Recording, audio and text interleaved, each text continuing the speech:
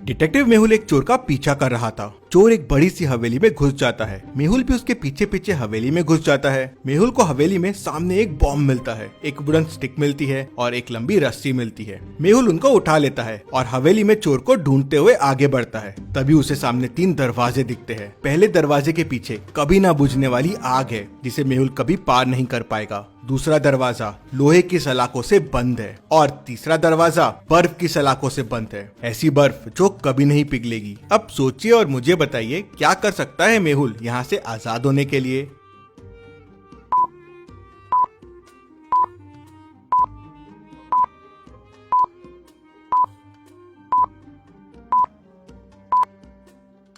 चलिए इसका आंसर देखते हैं। मेहुल ने जलती हुई आग से बॉम्ब को जला लिया और आइस की सलाखों के सामने रख दिया। बॉम्ब फटा और आइस की सलाखें टूट गई और मेहुल उस दरवाजे से बाहर निकल गया। चलिए अगली पहेली देखते हैं। रिया एक गुफा में फंस जाती है। रिया को बाहर निकलने के लिए 4 दरवाजे दिखते हैं। पहले के पीछे केज है जो बहुत तेजी से बंद चालू हो रही है। दूसरे के पीछे उड़ने वाले जहरीले स्नेक्स है। तीसरे के पीछे ड्रैगन्स है और चौथे के पीछे एसिड रेन है। अब कोई भी दरवाजा ऐसा नहीं लग रहा था जिससे रिया आसानी से बाहर आ सके। तभी रिया को सामने 3 मैजिकल बॉटल्स दिखते हैं। पहली बोतल पीते ही रिया को उड़ने की शक्ति आ जाएगी। दूसरा पीते ही रिया गायब हो जाएगी और तीसरा पीते ही रिया जितना चाहे उतना छोटी हो सकती है। तो सोचिए और मुझे बताए कौन सा पावर चुनेगी रिया और उसके बाद कौन सा दरवाजा चुनेगी।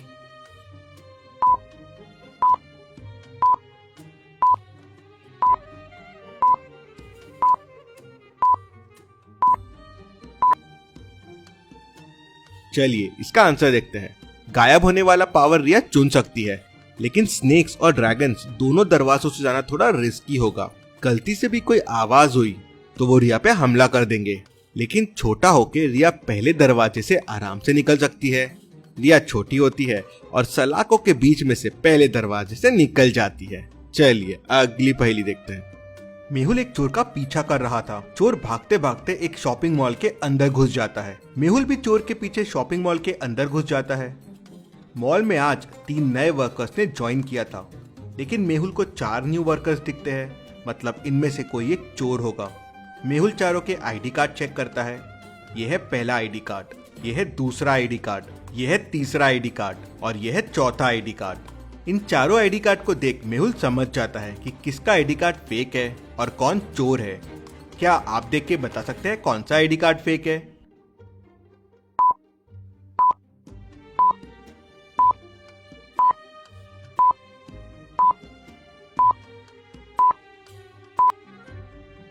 चलिए इसका आंसर देखते हैं। अगर आप तीसरे वाले आईडी कार्ड के ब्लड ग्रुप को देखेंगे तो वो BA पॉजिटिव है। ऐसा कोई ब्लड ग्रुप नहीं होता है, इसने फेक कार्ड लगाया है।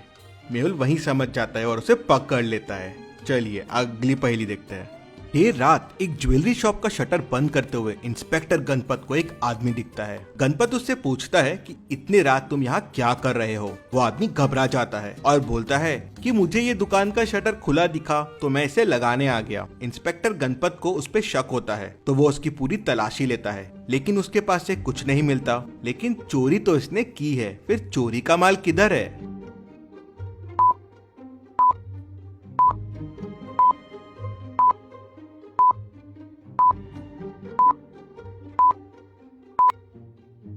चलिए इसका आंसर देखते हैं। मेहुल ने जलती हुई आग से बॉम्ब को जला लिया और आइस की सलाखों के सामने रख दिया। बॉम्ब फटा और आइस की सलाखें टूट गई और मेहुल उस दरवाजे से बाहर निकल गया। चलिए अगली पहेली देखते हैं। इस पिक्चर को ध्यान से देखिए और बताएं कौन सी लेडी के पास असली बेबी है।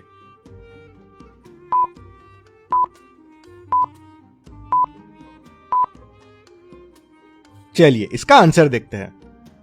फर्स्ट वाली लेडी ने बच्चे को लेफ्ट हैंड में पकड़ा हुआ है और दूध का बॉटल भी लेफ्ट में रखा हुआ है, तो वो उठा नहीं सकती। बीच वाली लेडी का लेफ्ट हैंड फ्रैक्चर है और राइट हैंड से अगर वो दूध का बॉटल उठाती है तो बच्चा कैसे संभालेगी। और लास्ट वाली लेडी बड़े आराम से दूध का बॉटल उठा के बच्चे को दूध पिला सकती है। तो रियल बेबी इसके पास है।